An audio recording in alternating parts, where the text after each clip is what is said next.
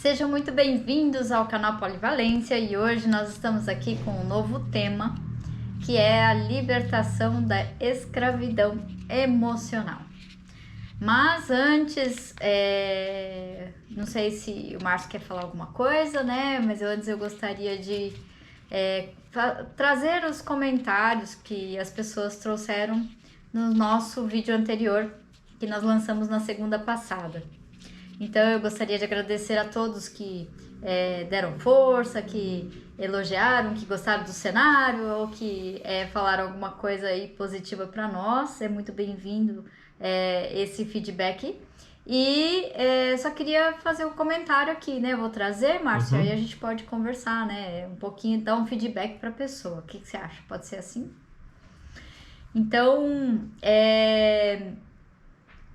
a Simone, ela deixou um comentário lá no nosso vídeo. Ela falou assim, ó: a terceirização da responsabilidade acontece em todas as esferas da vida: relacionamento amoroso, crescimento profissional, relacionamento social. Então, acho que se você fica triste, ela colocou entre aspas, pode ser que está na hora de trazer a responsabilidade para si e parar de terceirizar a procura do resultado em alguém, né? Quer comentar alguma coisa, Márcio? Falar algo? Sim, esse é um tema, inclusive, que nós vamos comentar um pouco hoje, né? Tem a ver com a temática da própria libertação, né? Da escravização emocional, né? Isso, e assim, né? A gente vai explorar um pouco mais, aproveitar o tema de hoje, que é sobre a libertação, sobretudo em relação às necessidades, ou a preservação das necessidades, né?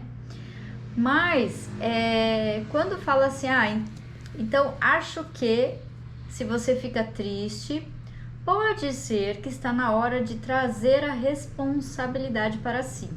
Quando você coloca deste modo, fica parecendo assim uma espécie de bronca, né? Vê se não tem essa coisa da cobrança, né? Porque é a própria pessoa, na verdade, que a gente que vai tomar esse rumo e essa decisão, né? Então, na prática, todas as vezes que a gente aguarda do externo o atendimento das nossas necessidades, a gente está em maus lençóis, porque o poder sai da nossa mão e vai para a mão de outra pessoa, outra situação, né? Ou outra condição. Então, quando a gente fala da responsabilidade, eu acho legal que ela trouxe essa palavra, porque nós aprendemos a associar a palavra responsabilidade como se fosse algo ruim ou como se fosse algo muito pesado, sabe? Né? Sabe a mãe ou o pai que fala assim, você tem que assumir a responsabilidade, né? Sempre foi assim uma coisa dentro da nossa cultura de uma forma meio de cobrança. E, na verdade, a responsabilidade enquanto necessidade, ela é algo agradável. Sabe por quê? Porque justamente quando eu sei que alguma coisa está na minha responsabilidade, eu fico com muito mais poder de realização, com muito mais poder de mudança, né? Até escrevi um texto hoje e publiquei lá no Substract, também vou publicar no GBRJ, né? Que é falando justamente sobre essa questão aí, sobre a responsabilidade em relação à mudança de vida, né? Que só você pode atender a sua necessidade no teu lugar, né? E aí tem algumas sugestões, né? A Estela, ela falou assim, sugestão de tema: os lixos emocionais e os seus efeitos. Isso aí já tá na nossa pauta, tá, Estela? A gente vai poder fazer uma live somente sobre esse assunto a seu pedido, tá bom? E acho que era isso. Eu gostaria de lembrar, né, Estela, que a gente inclusive falou na última live, né, um pouco sobre isso, a live que está sendo lançada aí na segunda passada, e tem um ponto lá que a gente comenta sobre lixo emocional, e também vamos falar um pouquinho hoje, mas vamos fazer também uma live específica sobre isso, podemos, né? E a Cristiane falou, sugestão de tema, estratégias de independência financeira, né? Então tá aí dentro da necessidade da independência, autonomia, poder, né? Então a gente já está também, Cristiane, na pauta para a gente poder falar sobre esse assunto. Então... Muito bem. É isso aí. Se alguém tiver dicas, ideias de pontos, né, para tratar, coloca aí nos comentários que a gente vai poder também considerar para os próximos vídeos que vamos produzir aí semanalmente. Tudo bem? Então vamos começar aí sobre o tema. Vamos. Libertação da escravidão emocional. Por que você escolheu esse tema? Em relação ao próprio lixo emocional, né? Qual que seria uma diferença dessa ênfase que você escolheu esse tema? Esse tema ele está no livro do Marshall Rosenberg, Comunicação Não Violenta.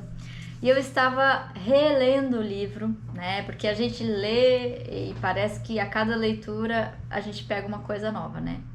Eu estava relendo esse livro e aí ele vai falar justamente sobre a escravidão emocional, tá? Então, assim, eu trouxe alguns exemplos aqui sobre como é que a gente acaba caracterizando uma condição de escravidão emocional. Como é que eu sei que eu estou numa condição de escravidão emocional, né? Eu vou falar algumas coisas aqui, talvez o Márcio possa contribuir também, se tiver alguns exemplos para a gente enriquecer, né? Mas, por exemplo, é muito comum abalar-se pela opinião de uma terceira pessoa, né? Então, quer arranjar um conflito entre vizinhos, entre amigos, entre colegas de trabalho, basta chegar para a pessoa e falar: você viu o que falaram de você? E aí, a pessoa que se abala, ou a pessoa que realmente fica emocionalmente instável, ela pode estar numa condição de escravidão emocional, sem que ela saiba, né? Outra condição que eu trouxe aqui, né? Então, por exemplo, a pessoa que ela diz, eu só vou realmente sentir que eu sou amado se, dentro do relacionamento, né? O meu parceiro ou a parceira cumprir alguns rituais, né? Por exemplo, meu parceiro ou parceira tem que me dizer que me ama, né? Se não, é porque eu não vou me sentir amado. Deixar que... fazer com que você só vai se sentir amado se o teu parceiro ou parceira abandonar atividades pessoais. Então, por exemplo, a pessoa ela não pode sair com os amigos, a pessoa não pode, jogar futebol no final de semana, ou ela não pode ter o momento dela tá lá, agora eu quero ficar sozinho, quero ler um livro, não quero fazer nada, eu quero ficar isolado. Não, se a pessoa fizer qualquer sinalização de autonomia ou de atendimento a ela mesma, a pessoa que sofre de escravidão emocional, ela vai se abalar e ela vai ficar instável, né? Outra coisa que é uma característica das pessoas que estão na condição de escravidão emocional: ter medo de magoar as outras pessoas. E aí fazendo o quê? Uma anulação pessoal. Então, por exemplo, eu não vou falar isso pra pessoa porque ela vai ficar magoada. Eu não vou dizer pra ela tal coisa porque isso vai chatear o outro, né? Então, são exemplos que eu trouxe aqui de que a pessoa ela está numa condição de escravo. Quer dizer o quê? Por que escravo? Porque ela não tem espontaneidade, ela não pode simplesmente ser ela mesma.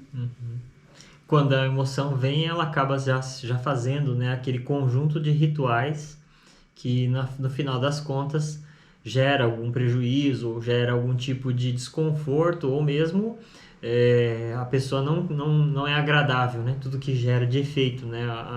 Vamos dizer assim, aquelas emoções que vêm recorrentemente a pessoa assistir a alguma situação. Seria mais ou menos isso. Fala de novo, porque eu não compreendi muito bem o que você falou. Tipo, a pessoa que vai tendo essa condição de escravidão, ela recorrentemente vai sentir emoções. Aí quando sente emoções, ela tem um modus operandi, né? Ela tem um jeito de agir, um jeito de... Só que esse jeito de agir não necessariamente ele é efetivo. E aí por isso ela recorrentemente tem aquela visita das emoções. E aí quando ela tem essa visita, ela vai se tornando um hábito dentro da mente, né? Porque ela vai, tem aquele ritual, briga com o namorado, briga com a família, briga com as pessoas, depois volta a tentar segurar as emoções novamente. Seria algo assim. Seria algo assim. Isso que você está trazendo é a coisa do ciclo, né? Até tem a ver com o tema do lixo emocional, né? Mas ela acaba se repetindo, né? E o que caracteriza a escravidão emocional é que a pessoa ela não consegue viver a paz plenamente por conta própria, né? Ela não consegue viver o amor por conta própria, né? Ela sempre vai ter, ela vai eleger alguma coisa externa a ela para ser a fonte da afirmação do amor, do afeto, do carinho, né? Então ela tá sempre ali esperando que algo aconteça fora, para que somente se acontecer fora ela vai ter aquela satisfação, aí ela vai ficar feliz, né? Então a pessoa que é escrava emocional, geralmente ela vai ter junto com ela outras pessoas que também vão viver dentro da escravidão emocional. Então, é um jogo de prisão entre as pessoas, mas é uma prisão emocional, né? Por isso que é escravo. E aí, assim, geralmente nos relacionamentos, a pessoa que ela tá vivendo essa escravidão emocional, ou a família que vive dentro da escravidão emocional, ou o casal que vive dentro da escravidão emocional, é comum que se venha aquela coisa da jogar na cara, né?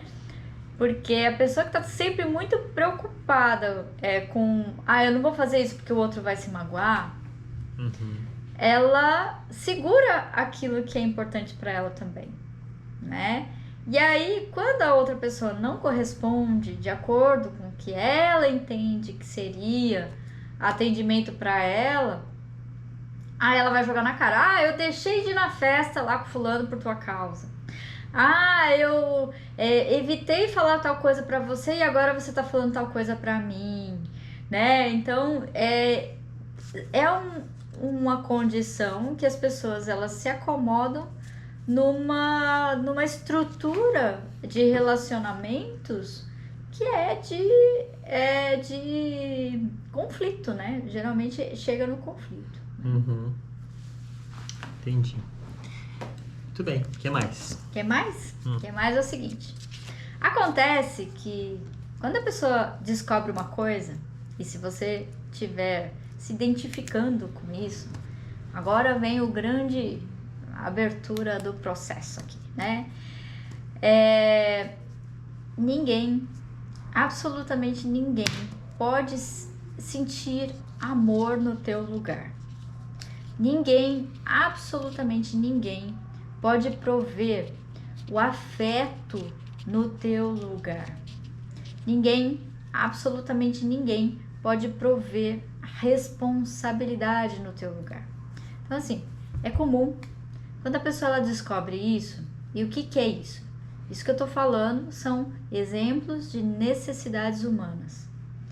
Então, as necessidades humanas, elas são universais, ou seja, todo ser humano precisa delas, né? Então, o que vem a ser uma necessidade? Uma necessidade do mesmo jeito que você tem correndo nas tuas veias o sangue, todo mundo tem sangue correndo nas veias, você precisa, para ter uma boa saúde, nutrir este sangue que corre nas tuas veias, certo? Então, se você se alimenta da maneira adequada, com nutrientes, se você come os macronutrientes, micronutrientes, o teu sangue vai estar ok, vai estar bom, Ou seja, você vai ter disposição, você vai ter ânimo, força, vai desenvolver musculatura, tudo porque o teu sangue está nutrido. Porém, quando você não se alimenta da maneira mais nutritiva possível, acontece desse sangue ficar em deficiência e a pessoa vai viver uma anemia, vai viver mais fraca, não vai conseguir fazer as coisas que ela gostaria. Ou a gente vai dizer que ela está doente, às vezes clinicamente doente, né? Ok, o que isso tem a ver com a necessidade? É uma analogia que eu faço sobre as necessidades. Então, do mesmo jeito que você tem sangue correndo nas tuas veias, você tem as tuas necessidades. Elas estão aí, à sua disposição. Então, o afeto, o carinho, a valorização, a importância, a segurança, a liberdade, a realização, a competência, tá aí com você nesse exato momento agora. Não é? E a gente aprendeu que a gente só vai ter o atendimento dessas necessidades no futuro, né? Então, assim, eu só vou ter a felicidade, que é uma necessidade, depois que eu me formar na faculdade. Eu só vou ter o poder depois que eu tiver dinheiro. Eu só vou ter liberdade depois que eu tiver na minha casa, né? E o que a gente compreende sobre as necessidades? Nós compreendemos que você pode ter as suas necessidades atendidas agora, nesse exato momento, enquanto a gente está aqui conversando, você já pode refletir aí sobre as necessidades que você pode já contemplar e atender, né? Ninguém, absolutamente ninguém, pode cercear a tua liberdade, por exemplo, a não ser que você permita. Ninguém absolutamente pode tirar a responsabilidade de você, a não ser que você permita. Ninguém pode desvalorizar você, a não ser que você se desvalorize. Então, quando a pessoa ela entende que somente ela pode atender as próprias necessidades, e isso está no poder individual, é intransferível, é aonde dá o insight, entendeu? Que aí a pessoa fala assim, caramba, quer dizer então, né, que eu não sou responsável pelas necessidades das outras pessoas? Quer dizer que eu não sou responsável pelo que o outro vai sentir ou pensar? Quer dizer que eu não sou responsável pelo estado emocional de um terceiro? Essa abordagem é uma abordagem bastante complexa, né? E espero que esteja ficando claro para você que está nos assistindo, porque o estudo da necessidade, ele começou há mais de 100 anos atrás, né? E é um estudo complexo, porém, nós procuramos simplificar, né? Espero que esteja ficando claro aí. A necessidade, ela, nesses 100 anos de estudo, foi tratada principalmente pela ciência da motivação. Ou seja, quando você faz algo, você faz com o objetivo de preservar, atender essa necessidade. Então, por exemplo, a pessoa fala assim, quero constituir uma família. E às vezes ela pensa, minha necessidade é família. Nós falamos, não, a sua necessidade é amor, é consideração. Porque a estratégia, sim, seria construir uma família. Mas quando a pessoa confunde essa necessidade com as próprias estratégias, ela acaba se confundindo e isso gera um prejuízo muito grande na mente. Um prejuízo que vem se instalando a longo prazo na cabeça de muitas pessoas, né? Nossa área profissional é uma área muito vasta e pouco atendida, justamente porque muitas pessoas estão passando por essa situação, essa confusão. Não há uma orientação nem na época da infância, nem na escola, nem na hora que a gente começa a conviver com as pessoas. E com isso as pessoas negligenciam a necessidade coletivamente. E é normal as pessoas viverem desse jeito, infelizes, porque não têm a noção dessa pequena confusão. E essa confusão vai acontecer em outras situações, nas amizades, vai acontecer na política, vai acontecer na profissão, vai acontecer no relacionamento com ela mesma. Então, nossa função é justamente poder dar um atendimento personalizado para a pessoa, para poder fazer esse clareamento, mas não só no lado racional, mas também na parte mental que já automatizou. Que a maior parte dos nossos problemas não é entender o nosso problema. O problema é a gente tirar o automático que nós criamos. Claro que a parte de entender se torna um pouco importante, mas a questão é que às vezes só entender não faz a mudança. Às vezes a pessoa continua escrava de hábitos, né? E essa escravidão de hábitos, misturada com o lado racional, se torna uma ineficiência só. Então, quando a gente discute essa questão das necessidades, é porque é um norte muito importante para várias áreas terapêuticas, inclusive a nossa, né? Que a gente pôde se especializar nessa abordagem de necessidades. Então, só para a gente poder resumir, né? A necessidade é a ciência da motivação. Por que você faz o que faz? Por que você trabalha? Por que você quer estar com seus amigos no futebol? Por que você quer achar pares na política para poder conversar sobre política? Por que você quer trabalhar em determinada área? Sempre existe uma necessidade por trás. Nós não fazemos somente pelo ritual. Quer dizer, quando a gente faz só pelo ritual é que dá problema para nós. Então, outro exemplo de confusão das pessoas de necessidades e estratégia. Por exemplo, a gente pergunta para uma pessoa que está com problemas financeiros: dinheiro é uma necessidade ou uma estratégia? É normal a pessoa achar, é uma necessidade. Aí nós falamos, não, é uma estratégia. Por quê?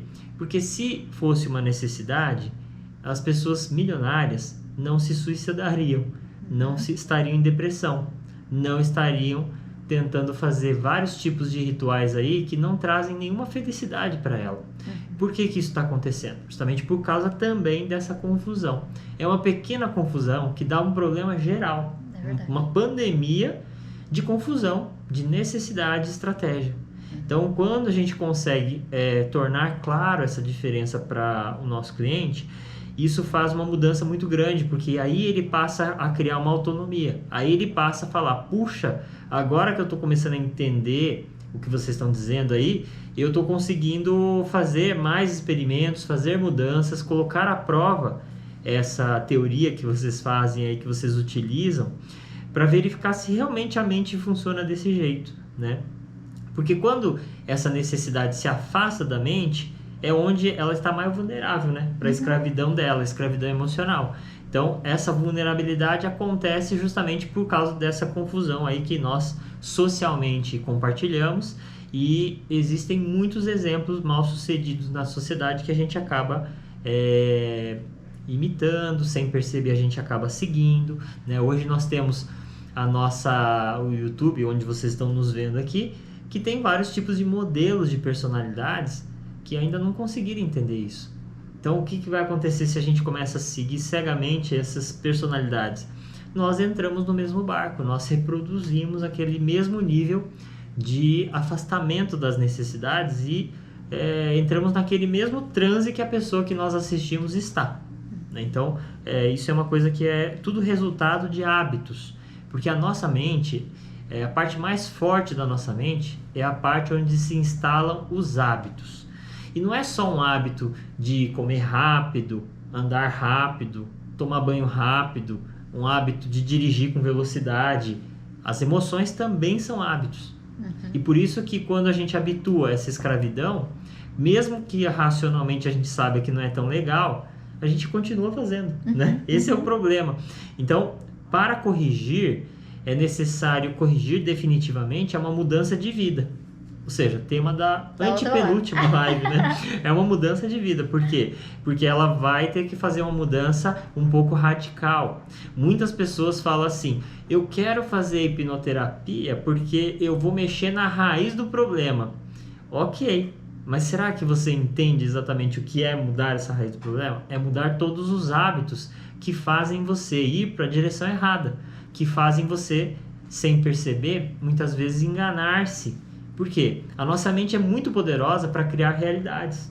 A Lorela costuma dar aquele exemplo.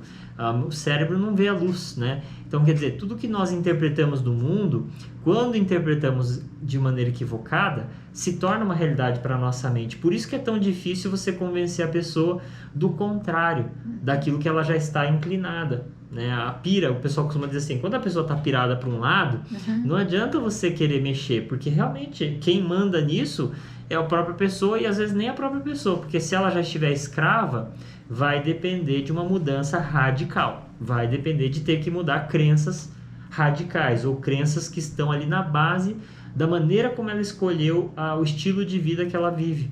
E muitas pessoas não querem abandonar esse estilo de vida, infelizmente, né? Se você é a pessoa que quer, parabéns para você, porque você está no lugar certo. É aqui que nós queremos tratar desse ponto. Eu escrevi o texto hoje, né? Eu falei justamente sobre isso, porque a mudança, e assim, essa mudança que o Márcio está trazendo é uma mudança, igual nós falamos na semana passada, que é uma mudança estrutural, né? E o que é mudança estrutural? É mexer nos hábitos, né? E onde ficam os hábitos? Lá no subconsciente, né? Então, assim, por que é tão difícil mudar um hábito se a pessoa for fazer aquilo assim? Porque aquilo vai precisar ser uma mudança da memória de longo prazo da pessoa. É quase como se ela sempre tivesse pensado daquela maneira. Então, a mudança é quase como se quisesse, na marra, né? Dar um input de uma memória de longo prazo num novo hábito, né? Então, isso é desafiante, claro, que é desafiante para quem vai fazer isso do ponto de vista racional, porque a ciência diz que toda mudança, ela leva de 22 a 66 dias da pessoa fazendo aquele novo hábito todos os dias. Ou seja, não é ela fazer, estou há 6 dias sem beber. Aí ela vai lá, bebe um dia. Ou seja, volta tudo do zero. Tem que ser 22 dias naquele novo hábito, certo? Perfeito. E como que seria... eu vou perguntar, mas eu posso responder, tá bom? Tá bom. A pergunta com resposta. Pergunta com resposta. Então, como seria ações observáveis? O bêbado, para parar, ele tem que... Ação observável é não beber, né? Então, em termos de mente, qual seria a ação observável que a pessoa poderia dizer se ela está fazendo os seus 21 dias naquela linha? Tá? Então, eu já vou responder, né? Na linha que você está falando é tipo emocional? Não, na questão... Você está falando sobre uma ação observável. Parar de beber para o bêbado é mudar o hábito. Isso. Tá, e a pessoa escrava emocional? Qual é a ação observável para ela parar de ser escrava emocional?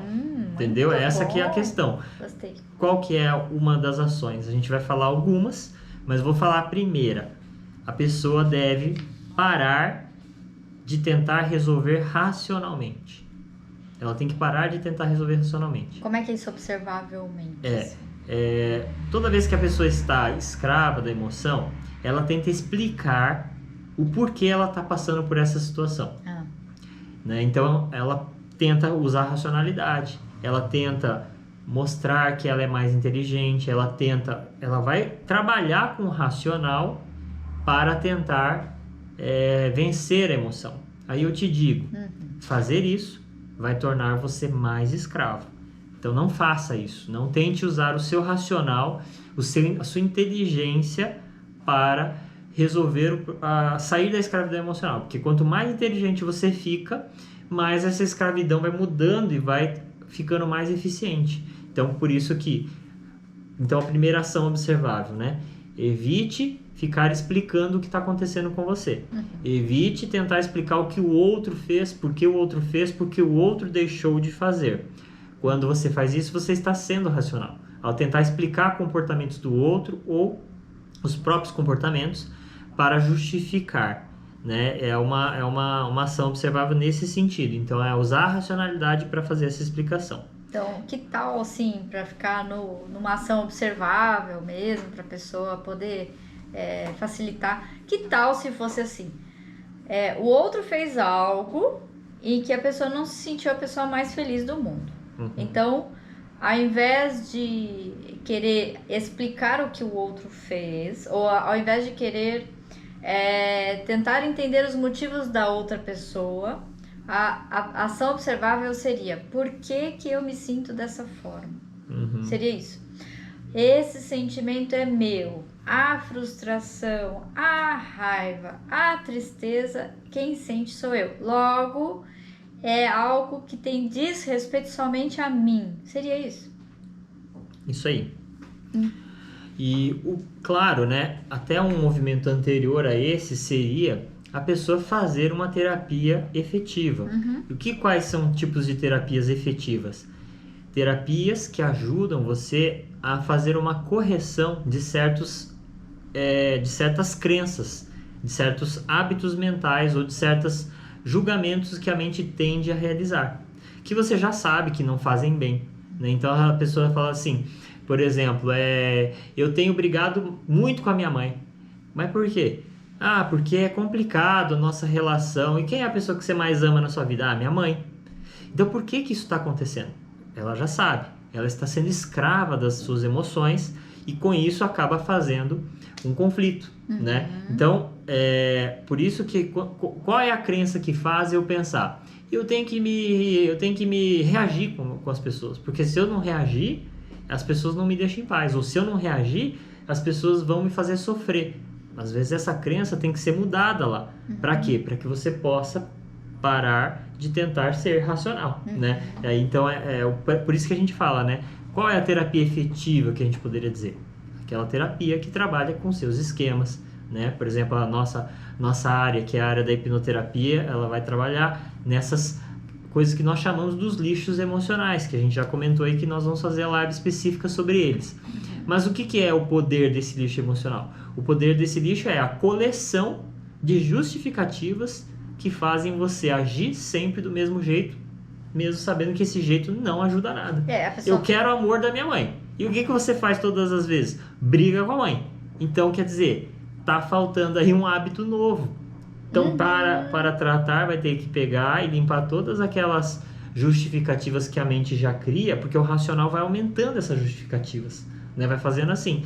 Eu queria controlar, porque a pessoa é fogo, a pessoa faz isso, a pessoa fala aquilo, né? A pessoa me faz me sentir desse jeito. É o outro que me faz sentir. Exato. Né? E nessa hora, aquilo que a Lorela comentou no início, a emoção passa a ter poder na mão das pessoas e não no foco direto nas próprias necessidades, que são tão importantes para dar equilíbrio para nós, né? Então esse é um ponto.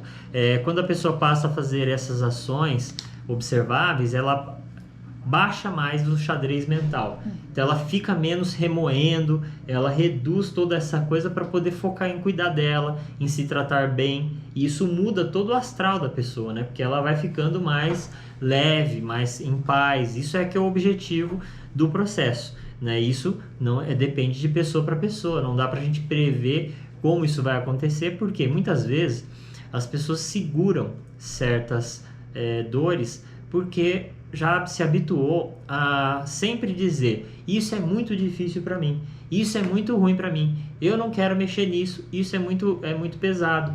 E de tanto fazer essa autoafirmação, a emoção fica na sua altura bem perto do máximo, toda vez que ela tenta mexer sozinha. E a gente, como terapeuta, o que a gente faz? A gente procura tirar um pouco esse medo, porque ela criou uma hipersensibilidade ao medo, à emoção, para justamente deixar aquela emoção, aquela crença intocada ou não é modificada por muitos anos. Só que vai gerando esses prejuízos, né? Entre eles a escravidão emocional que a gente está falando hoje. Isso, o Márcio está falando de que a gente trabalha lá em nível subconsciente, que eu estava falando da memória de longo prazo, né? Então, às vezes a pessoa fala assim: eu já sei disso, já sei que eu tenho que fazer esse movimento, mas quando eu vejo, eu já tô chateada, eu já tô reagindo, eu já tô, né, aquilo ali, bastou um olhar, ou a minha mãe levantou a sobrancelha assim, já vem aquela reação emocional, e quando eu vi, eu já falei alguma coisa, a gente já tá brigando, né? Então isso é o que a pessoa que o Márcio tá falando, ela tá já tão no longo prazo aquela emoção, que aí é preciso fazer um suporte emocional para que a pessoa consiga criar novos hábitos, né? Sim. A maior parte das escravidões emocionais está ligado a relacionamento, né? É verdade. A gente, pelo menos na parte de terapia, a gente observa que é assim que acontece. A maior parte, quando eu digo relacionamento, é o que a gente está conversando aqui. É homem e mulher, casais, pai, mãe, irmãos. Até colegas de trabalho. Colegas de trabalho, chefe, enfim. Relacionamento eu digo todo tipo de outra pessoa. Até pessoa que já morreu. né? A gente costuma dizer que relacionamento é qualquer outra pessoa, pode ser o seu porteiro, pode ser um seu síndico, pode ser o político da sua cidade, pode ser uma pessoa da sua família, enfim. Então a escravidão emocional está ligada geralmente a essa questão de estar com outras pessoas, né? É uma coisa que a gente observa com mais frequência. Então, quando a pessoa está com essa escravidão emocional, uma das coisas que a gente observa muito é que ela foi perdendo a sua habilidade de descentralização de relacionamento. Então ela começa a parar de fazer as coisas, né? Ela vai, por exemplo, no churrasco, aí daqui a pouco ela volta e fala assim, mas esses churrascos, as pessoas só ficam falando mal dos outros, não sei o que, tudo falso. Para o churrasco. Eu vou no clube. No clube só tem gente louca e gente perturbada. Para de ir no clube. Aí vai para amigos. Meus amigos querem me controlar. Aí um quer pegar a mulher do outro e dar problema. E aí para. Então ela vai colecionando o que eu costumo dizer na clínica, né? Para de fazer colheita de relacionamento. Para de fazer as coisas. Eu fazia churrasco, mas aí eu comecei a gastar todo o meu dinheiro.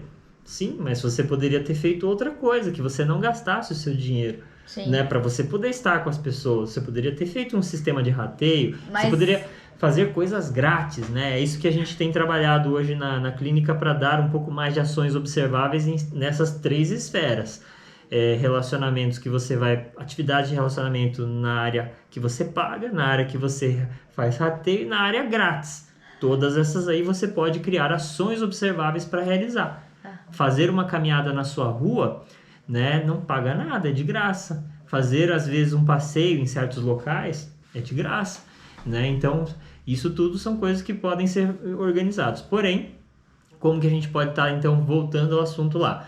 Escravidão emocional começa a acontecer quando a pessoa vai perdendo essa habilidade e vai jogando lá do não presta, né? Mas só que ela não percebe que é uma inabilidade dela de preservar as suas próprias necessidades nesses locais. Por que tem pessoas que conseguem estar nesse ambiente e colher, se sentir bem, né? Então aí entra a questão da gente combater a escassez. É uma forma de você poder estar fazendo uma libertação da escravidão. Como assim, Márcio, combater a escassez? O que significa isso? O amor, ele é colhido de pessoas desconhecidas, de amigos, de conhecidos, do seu grupo de crossfit, do seu grupo de academia, do seu grupo de, sei lá, pais de escoteiros, não sei. Tobinho.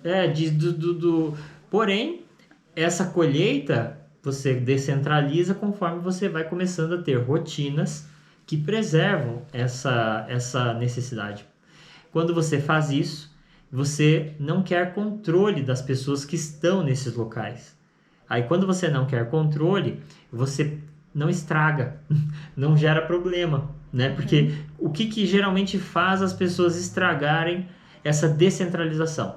Ela fala, agora o meu negócio é fazer airsoft.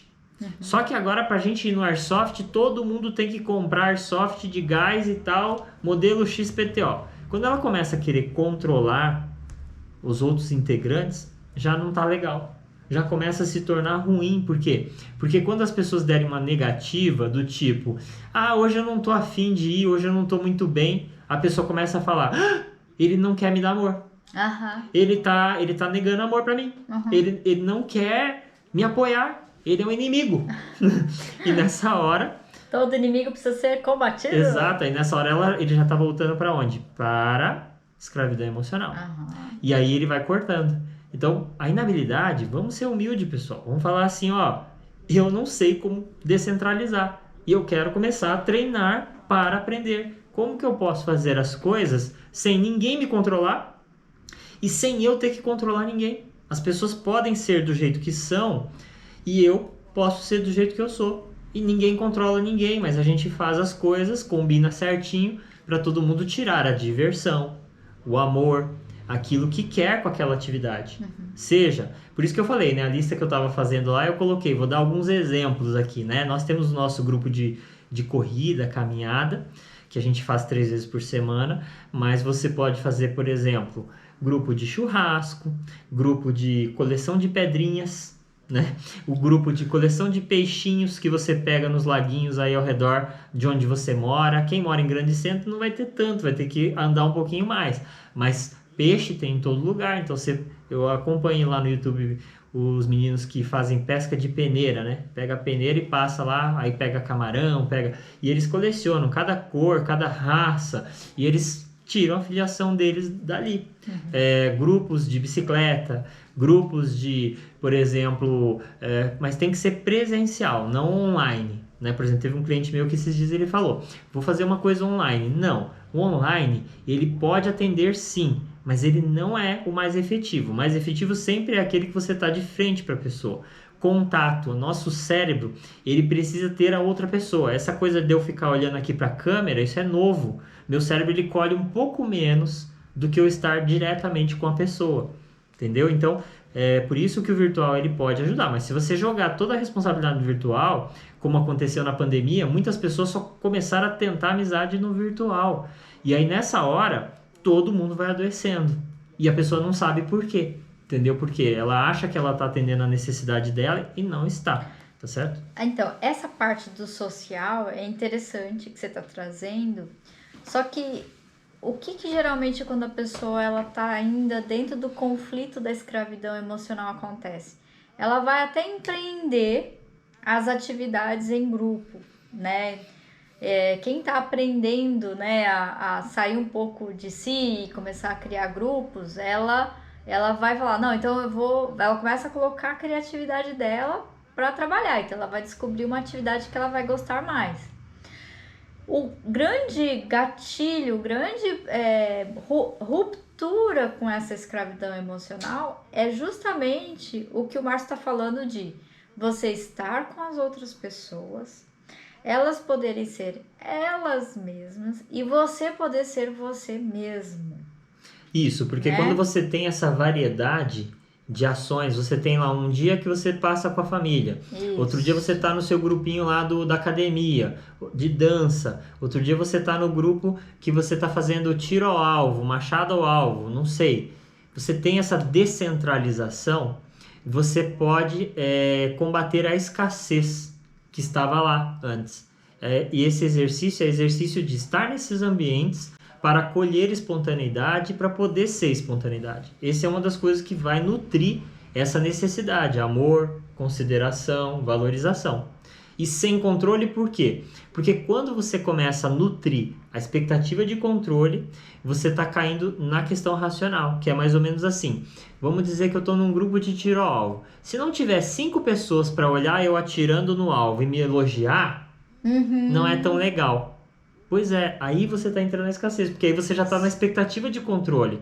Qual o problema de você fazer uma atividade e colher, ou estar tranquilo e não precisar controlar? Porque essa que é a ideia. Às vezes você está com 2 pessoas ali, e quando você está nessa expectativa de só colher espontaneidade, sai uma piada, sai uma conversa justamente que, estando em menos pessoas, vai acontecer. E essa que é a ideia, você não precisar controlar a situação e poder estar aberto a acolher uma espontaneidade, uma conversa, algo que faz ser aquilo que a Lorela falou, se conectar com o que está vivo dentro do outro. Né? Isso é prazeroso e isso é colheita de uma necessidade, tá certo? Então, nesse sentido, a ação então para combate vamos dizer, a libertação da escravidão emocional, em termos de uma das necessidades que é de relacionamento, é começar a agir de maneira descentralizada. Se você ficar escasso, um sintoma de escassez é a expectativa excessiva de controle do esposo, da esposa, do filho, do amigo, do garçom. Quando você começa a perceber que as suas emoções aumentam muito quando alguém não faz algo que você gostaria de ver acontecer, já mostra que você está escravo das emoções e está centralizando em alguém. Exato. E essa centralização é um sintoma, na verdade, né? Que a gente observa muito. Esse sintoma ele é muito comum e a pessoa, conforme ela vai melhorando, esse sintoma vai sumindo. A pessoa começa a perceber que ela sente mais prazer e ao mesmo tempo ela fala, agora as pessoas podem ser elas, eu não estou mais ali me preocupando, eu não fico criando uma mendicação Mendicância. mendicância da própria necessidade que eu queria. Eu me dou antes e a Uhum. pessoa pode ser quem ela é, né? Eu não tenho expectativa de controle. Espero que esteja ficando claro, né? Porque para nós é muito natural, porque a gente trabalha com isso todo dia. Mas caso para vocês não esteja ficando claro o que nós estamos querendo dizer, mandem aí nos comentários. Isso, e aí começa a entrar uma coisa bem interessante. Porque assim, como que você... Aí é uma jornada de autodescoberta, né? Tudo bem, eu entendi que eu agora coloco muito no externo as minhas necessidades e agora eu vou começar a pensar em mim, vou começar a me preservar. Aí a pessoa começa a descobrir, e aí é uma descoberta, o que é que nutre cada necessidade dessas que a gente falou, né? E aí é muito particular, porque aí a pessoa vai falar assim, nossa, realmente eu não estava cuidando muito da minha aparência, né? Então, cuidar da minha aparência me dá satisfação? O autocuidado, cuidar da minha saúde, fazer um exercício físico, sabe? Isso nutre a minha necessidade de autovalorização, de valorização. Isso nutre a minha necessidade de importância. E cada um tem o seu jeito particular de nutrir as próprias necessidades. Então, eu não posso, por exemplo, o que é para mim a diversão? Pode não ser a mesma coisa que é diversão para o Márcio, que é meu parceiro, né? Então, para a gente poder começar essa brincadeira, primeiro a pessoa começar a identificar o que é que gera prazer em você e que somente você pode fazer. Não dá para esperar que outras pessoas façam isso para você. Não, eu só vou, né? Só vou sentir amor se eu receber um elogio, né? Só vou sentir amor se a pessoa fizer exatamente o jeito que eu quero. Tem aqueles casais mais antigos, né? Eu só vou sentir amor se a minha esposa fizer o almoço e a janta e tem que ser fresco, né? Eu não como nada requentado, né? Por exemplo, para ela aquilo virou amor, né? E aí, só que agora, quem pensa assim, quem espera que venha de fora uma ação de outra pessoa, vai ter que rever os conceitos e pensar como é que seria eu, sozinho, nutrindo o meu amor. O que é que eu faço, que escolhas eu vou fazer para nutrir o meu amor. E aí é uma jornada interessante. Uhum. E a pessoa que está fazendo isso, ela já está na expectativa de controle. Uhum. Ela já está centralizando num comportamento a expectativa de nutrir e por isso que vai falhar, né? Você fala de quando é o outro que tem que atender, né? O outro tem que fazer, tá. O outro tem que fazer algo. A proposta aqui quando começa a atender a própria necessidade o que é a atividade que você pode fazer por si só e que você não precisa da colaboração de ninguém, tem que ser você. Né? Então, outra exercício, né? Só pra gente poder ir treinando com vocês. Uhum. A beleza é uma estratégia ou uma necessidade? Né? Uma cliente... A estética, né? Estética. E recentemente uma cliente, ela considerava que a beleza era uma necessidade. E com isso, ela acabava se comparando muito com as outras pessoas, as outras mulheres, né? Mas, acima de tudo, não se dava amor. Então, quando você pode entender que a beleza ela é uma estratégia, você não tem expectativa de controle. Mas a beleza ela é uma necessidade. Não, ela é uma necessidade, porém, ela não pode ser colocada como sendo a necessidade, vamos dizer assim, como que eu quero dizer? Você controlar. Porque todo mundo tem uma beleza dentro de um grupo de pessoas, em termos de vir de fora. Agora, quando você põe essa beleza como sendo uma necessidade ali no lugar da estratégia, o que vai acontecer? A expectativa de controle vai ser sempre falha, porque ela vai sempre achar alguém que é mais bonita que ela. Sim. Sempre vai achar alguém que pode estar. Mas por trás disso, o que está acontecendo? Está acontecendo justamente vamos dizer, a expectativa de controle. Uhum. Então, quando eu digo que a beleza enquanto estratégia é o seguinte: você pode cuidar de você. Você pode melhorar o seu cabelo. Para que você está fazendo isso? Para poder colher relacionamentos. Pessoas gostam de estar perto de pessoas que se cuidam, que se tratam com carinho, que se tratam com gentileza. Então, nesse sentido que eu digo que é estratégia, porque é uma coisa que você pode agir e você pode... Agora, o que você está falando lá, beleza enquanto estética, né? Gosto de ver beleza. Gosto de ver pessoas bonitas. Gosto de ver pessoas que estão saudáveis. Isso sim, mas o que eu estou querendo dizer é o autocuidado, a beleza no sentido física minha, eu vou cuidar da minha beleza. Se eu passo a falar, bom, a partir de agora eu vou cuidar mais da minha beleza, vou fazer essa e essa ação, isso é estratégia, entendeu? Sim, É a uma ação, né? É uma ação que você está fazendo para poder cuidar. Então, quando a pessoa ela pensa assim, o que eu estava querendo dizer é, quando ela confunde estratégia com necessidade, é mais ou menos assim, se eu tivesse nascido bonita igual fulana, eu seria feliz.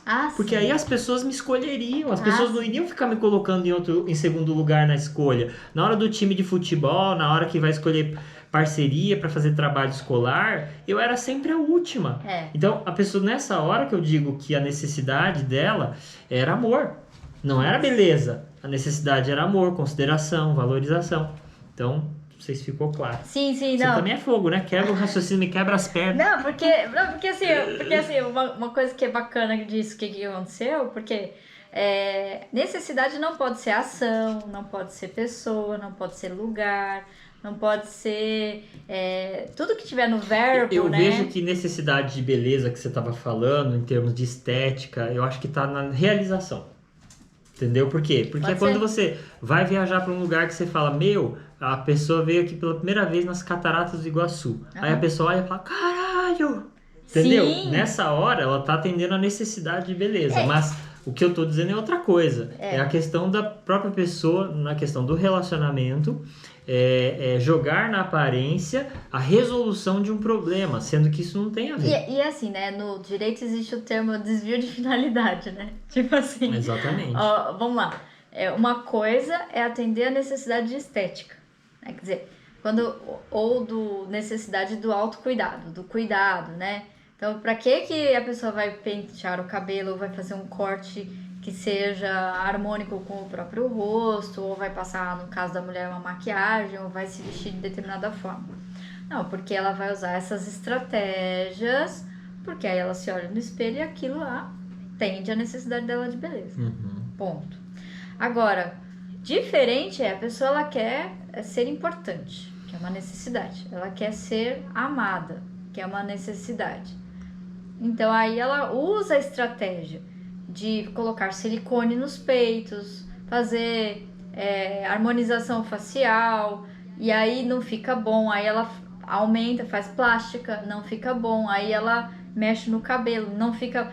Quer dizer, é quase como se fosse um saco sem fundo, mexendo na estética, não atende nem amor, nem a estética, né? Sim. Se ela ficar na expectativa de controle, né? Nós não estamos criticando aqui que a pessoa não deva cuidar, ao contrário, nós devemos cuidar sempre da gente, né? Porque isso é uma estratégia muito boa. Só que quando a pessoa confunde, a emoção não baixa porque ela melhorou uma questão estética, aí vira uma guerra sem fim. Essa é a única atenção que a gente está chamando, né? Para poder a pessoa poder se precaver. Se ela estiver na escravidão emocional, ela pode fazer isso que a Lorela está comentando e não perceber que quando chegar no nível do prejuízo, né? Então, se a pessoa já fez lá coleção 50 procedimentos estéticos e ainda está sofrendo, está ainda tentando fazer, juntando dinheiro para o 51º, pode ser que ela esteja nessa escravidão emocional. Então, por isso que a gente está colocando dessa maneira. Agora, então, fica aqui um indicador, tá? Como é que eu sei se eu estou atendendo a minha necessidade? Um bom indicador na hora que você faz uma determinada estratégia visando satisfazer uma determinada necessidade, a tua emoção ficou prazerosa? Então, ponto para você. Você está no caminho de atender a tua necessidade. E, ao mesmo tempo, ir desabilitando os hábitos que caminhavam na direção oposta, né? Isso. Então... Aí a gente chega no ponto mais importante, que é A emoção, ela nos sinaliza. Uhum. Ela é o indicador. Eu tenho necessidade de amor, mas eu vou lá, eu faço as estratégias e não tenho a minha necessidade atendida. Então, talvez você não identificou a tua necessidade ainda. Sim. Né? Ainda não criou essa habilidade de preservação, ou perdeu a habilidade de preservação, né? Ao colocar na mão do outro. Exato. A maioria dos tratamentos que a gente faz na área de paixões, a pessoa que está sofrendo, né, por amor, a pessoa chega e fala, eu quero esquecer meu ex. Como é que faz? Quanto que custa aí para fazer a terapia? É por causa disso que a Lorela está comentando, né? A pessoa vai fazendo, não percebe que certas emoções estão dando a ela uma direção e ela não está vendo essa direção. E aí o outro fica com muita responsabilidade, né? E acaba encerrando o relacionamento, porque é pesado, né? Quando centraliza nas nossas costas, a gente é um coitado. Uhum. Toda pessoa que está numa escassez emocional, ela, por ir perdendo a habilidade nas várias áreas, ela vai tentar escolher o infeliz. Por que eu digo escolher o infeliz? Porque é o que acontece com a pessoa escolhida. Uhum, né? Ela se torna infeliz por causa de ter uma pressão muito grande em cima dos seus próprios comportamentos, vamos dizer, controle.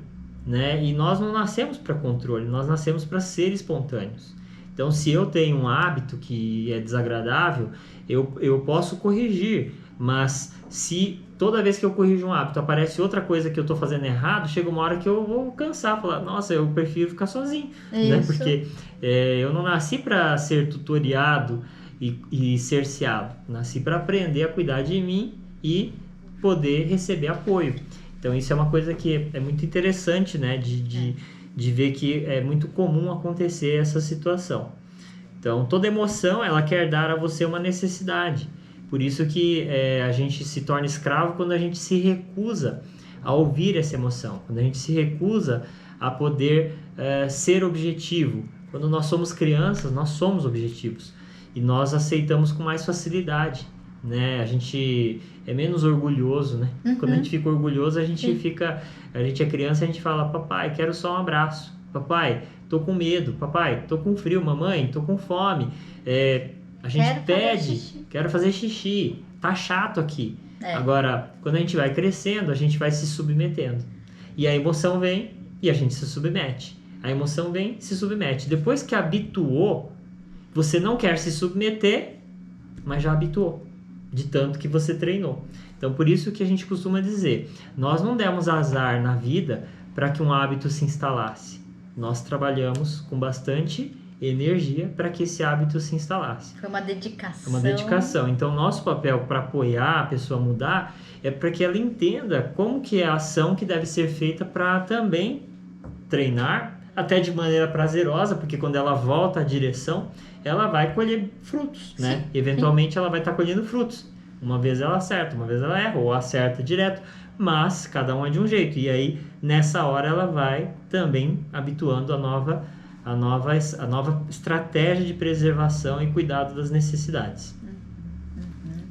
Então, assim, ó, o que acontece quando a pessoa começa a aprender do modo racional ou cognitivo ao atendimento das necessidades? Então, ela fala assim, quer dizer, então, que só depende de mim? Então, eu não preciso mais dos outros, né?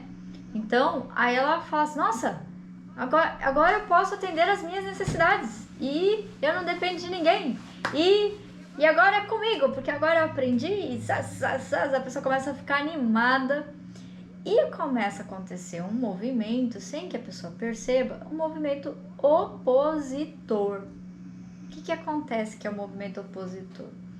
É quando ela tá tão feliz que ela agora descobriu como é que atende as necessidades, que ela passa a desconsiderar a necessidade das outras pessoas. E sem perceber, ela sai da escravidão emocional e entra numa coisa de desprezo do outro. E quando ela entra no desprezo do outro, como ela agora já sabe o que é que ela gosta, o que ela não gosta e tudo mais, ela entra naquele assim, te vira, meu problema é seu, né? Olha, você quebrou minhas pernas falando que necessidade, a beleza é necessidade, agora eu vou quebrar suas pernas. Pra mim, essa pessoa ainda está presa na escravidão. Isso.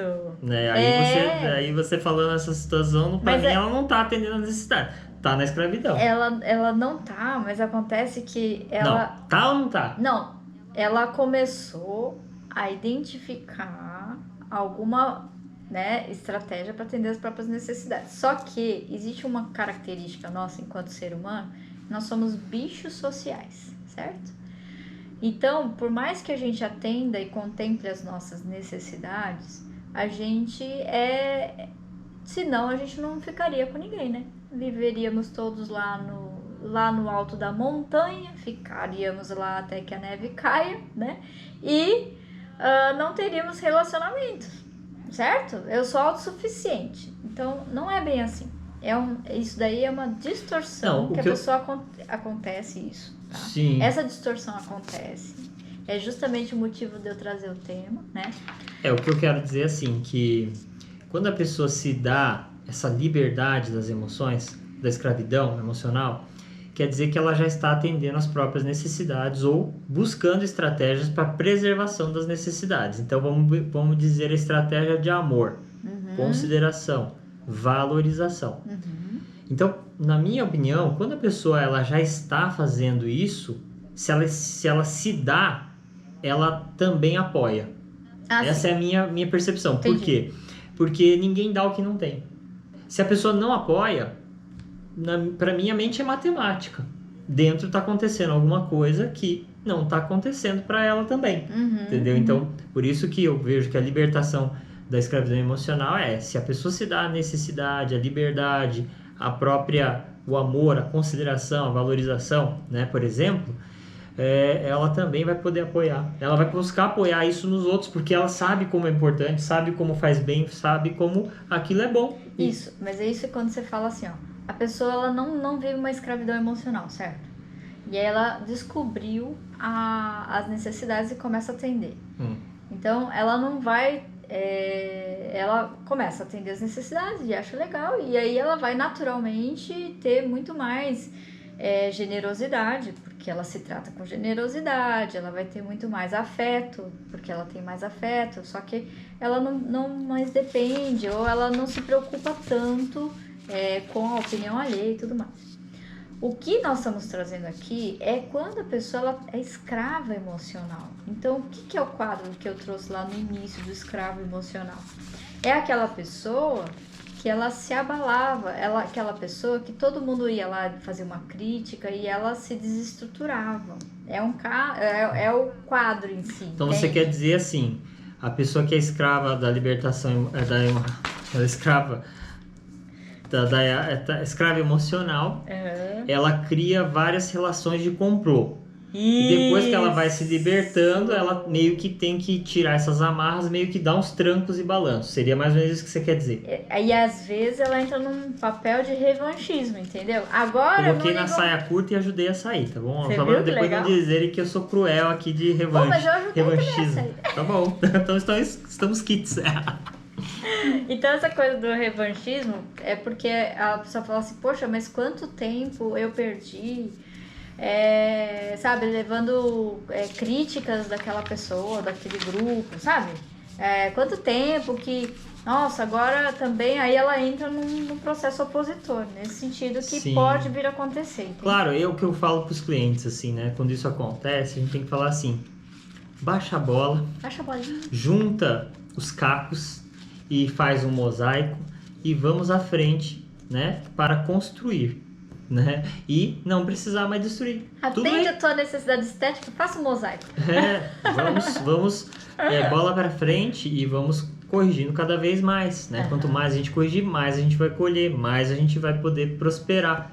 Né? Hoje eu falei para uma cliente assim, né, olha, você tá aqui só para poder aprender a voltar a prosperar, né? Porque eventualmente a vida traz situações que a gente perde essa habilidade de verdade, né? Então poder voltar a prosperar é algo que é muito importante, né? E tem a ver com essa questão quando a gente se liberta da escravidão emocional, a gente pode voltar a prosperar. Porque muitas vezes a gente já fez isso na vida, né? É porque, assim, quando tá na condição de escravo emocional, ninguém é escravo emocional sozinho, né? Então, às vezes, é um processo que a gente vai chamar de processo sistêmico, né?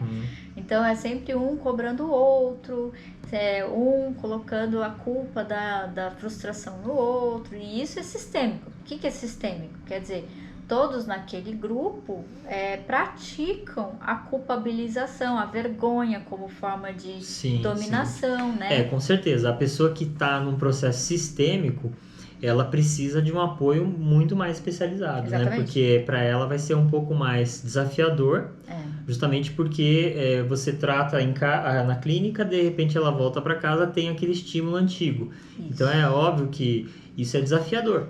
Né? Então deve ser considerado também. É por isso que é escravidão, porque a pessoa que já trilhou um certo nível de autonomia, né? E aí ela fala, poxa, era só uma questão de ajuste, quando ela entende cognitivamente isso, né? Eu não sabia que isso existia. Eu não sabia que as necessidades eram universais. Eu não sabia que... e agora eu posso porque eu já tenho uma certa independência, eu já tenho uma certa autonomia. Mas no caso da escravidão emocional, a pessoa não tem, às vezes, essa autonomia emocional. Ela não tem ainda.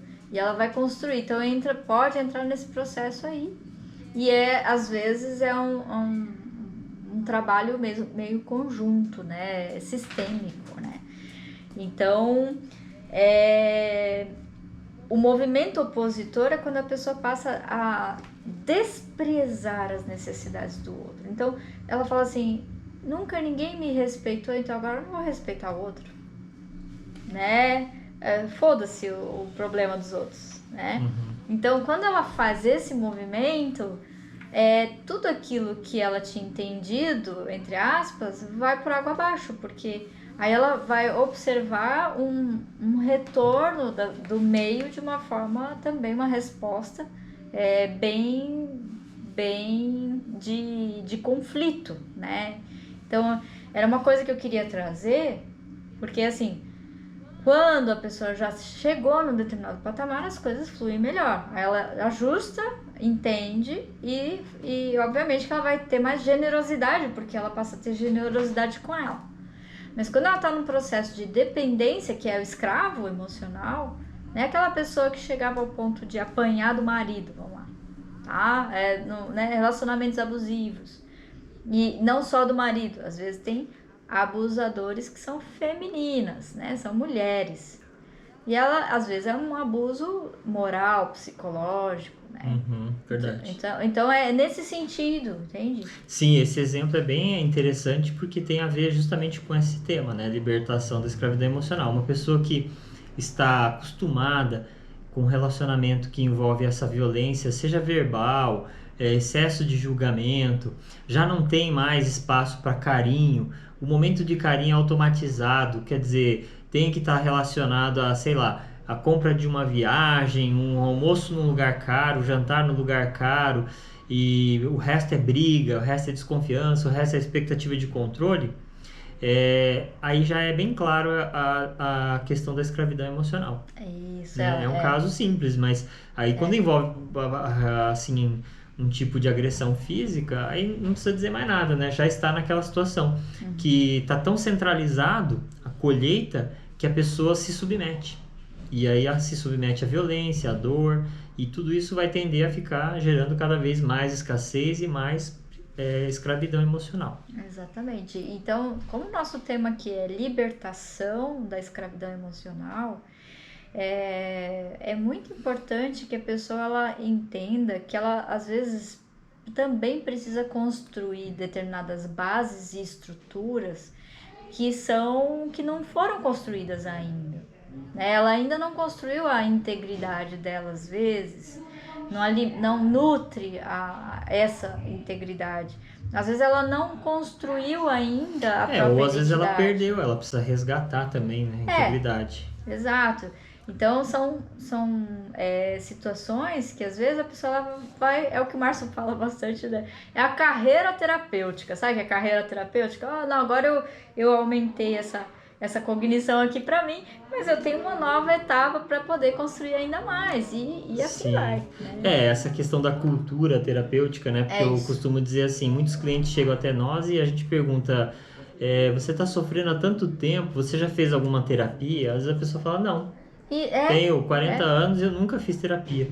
Então, é importante a pessoa ter essa, vamos dizer, visão, porque hoje o mercado oferece muitas possibilidades. Exato. Vamos dizer, muitas profissionais não vão poder atender a demanda que você está trazendo. Pode acontecer, mas se acontecer, não tem problema, porque o investimento em você sempre é um bom investimento.